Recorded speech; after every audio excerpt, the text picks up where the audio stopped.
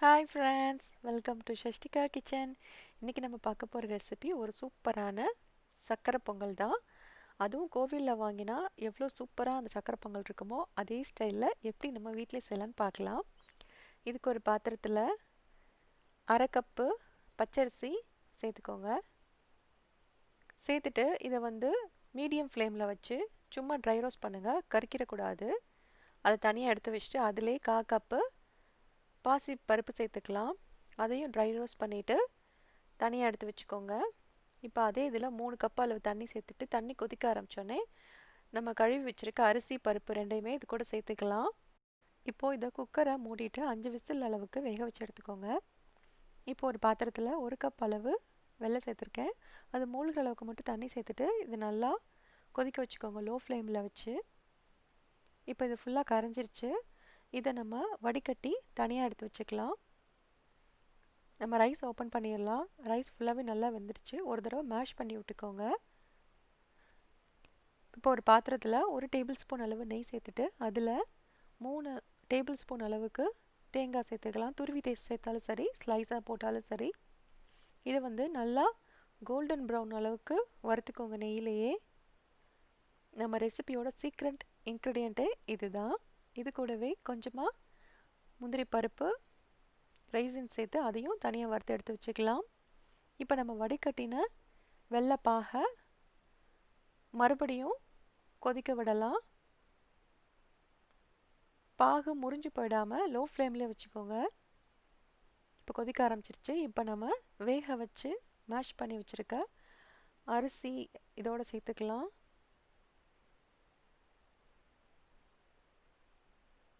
கொஞ்சம் பருக்கையாக இருந்தால் நீங்கள் சேர்க்குறதுக்கு முன்னாடியே மேஷ் பண்ணிவிடுங்க.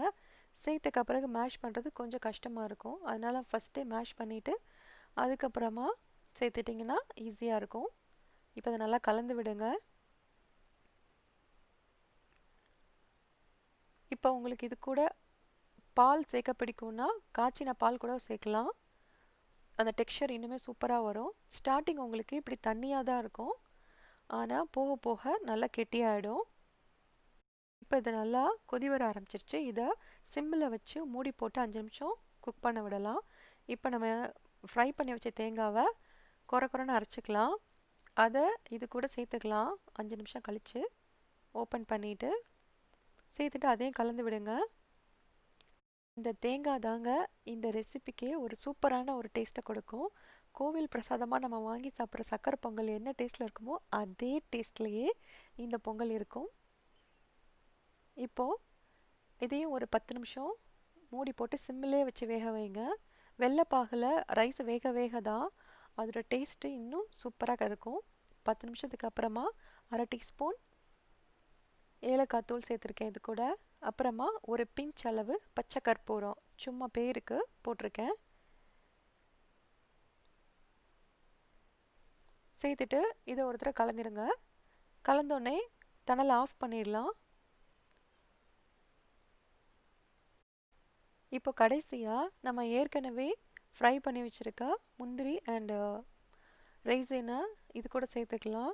சேர்த்துட்டு கடைசியாக 2 டேபிள் ஸ்பூன் அளவுக்கு கீ இதில் ஆட் பண்ணியிருக்கேன்.